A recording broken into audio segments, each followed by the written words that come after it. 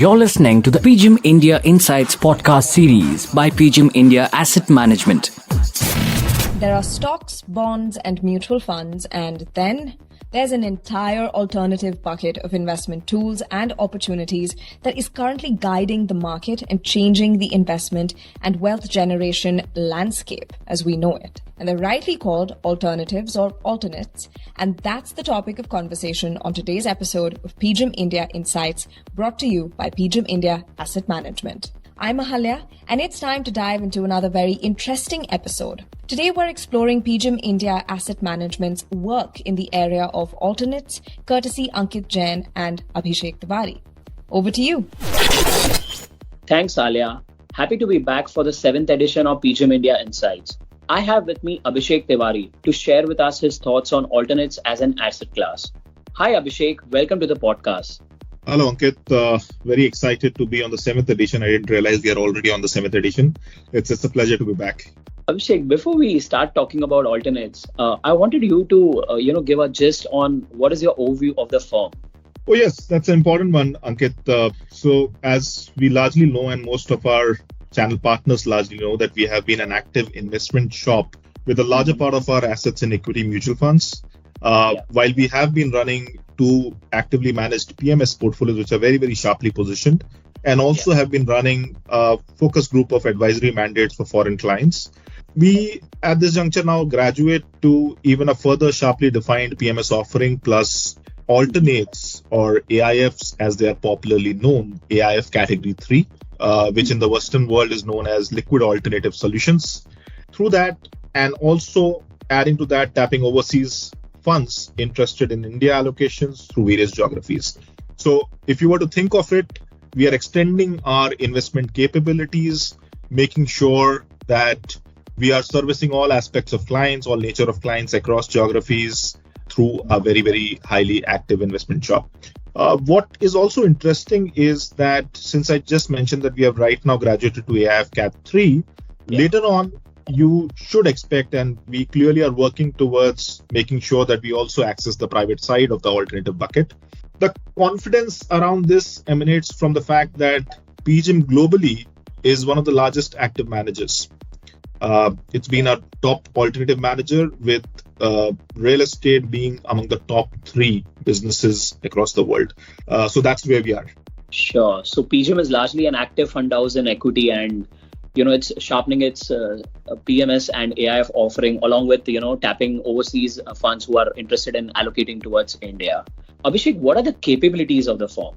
Okay, so as I mentioned earlier, as of now, while we will continue to focus on the listed part of the market with solutions which are differentiated, while very, very clearly holding together and not compromising on the basic ethics of cash flows, leverages, and corporate governance, which have been, I think, the mainstay for most of our portfolios as our clients and channel partners have been acquainted with. We have and we will continue to focus heavily on the valuation discipline while buying into and selling out of businesses, which historically have been strong contributors to the outcomes that we have been able to present. So all in all, if you were to talk about it at a very top-down level, as of now, it is listed investment capabilities. But that doesn't stop us from obviously thinking forward and saying once we have the right skill set and capabilities, the platform will be broad-based. Sure. So we use cash flow, leverage, and corporate governance as a matrix to, filter our stock universe. Is that correct? That's absolutely correct, Ankit. This actually brings me to my, very interesting question, which is why alternates AIF when, PGIM already has mutual fund and PMS? All right. So that's a very interesting one, because in many ways, PMS is very much a part of the alternatives solutions. But right. AIF does give you a mix of both. So one, AIF gives us the freedom to express our ability by constructing portfolios which are capturing medium-term and multi-year growth trends while being agnostic of large benchmark-owned businesses. For example, if I was to, just to delve a little deeper into it, there have been a series of structural reforms combined with a lot of policy focus on the ease of business, and that have ensured that there are strong opportunities which at that point of time may not have had enough representation in the popular benchmarks. And hence, they would not be found in the relative return strategies like a mutual fund, right? Yeah.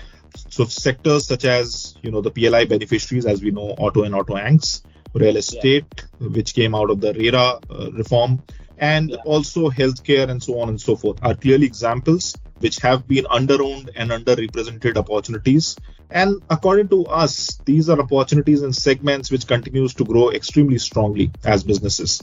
Having said that, just to come back on your starting point, between a PMS and AIF, the biggest difference is that PMS is extremely personal, which means that it is customized at a client level, whereas AIF may be focused on a differentiated solution, but it is structured at a pool level, very much like a mutual fund.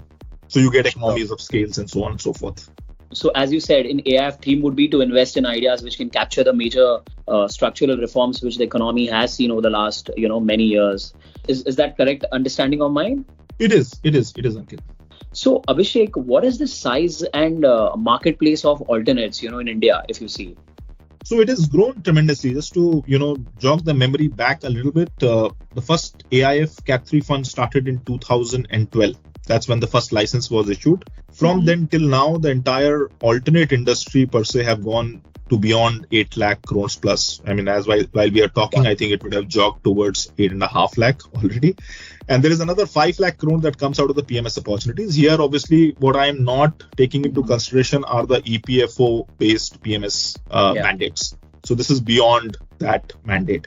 Now, if you put this together, while it may still look like a portion or a small portion versus the mutual fund growth, the fact is that this segment of the market has practically grown at about 30 to 35% ballpark, depending on what segment do you talk about. Whereas, let's say the mutual funds have grown at 19% CAGR. And I think, to be very honest, it is a phenomena taking place because clearly clients across segments are getting wealthier and starting to look at solutions beyond just a relative return benchmark oriented solutions. Clearly, once you grow in terms of the wealth sizes, you would want a part of your portfolio to be focused on personalization and customization. And that's exactly what PMS and AIFs are able to address. Now, when you think of it further, from even a channel orientation perspective, people who give out financial advice and financial solutions to their clients, clearly private banks, wealth counters, and even individual financial planners or mutual fund distributors, as we call them, have started to look at alternates clearly because of the same phenomena.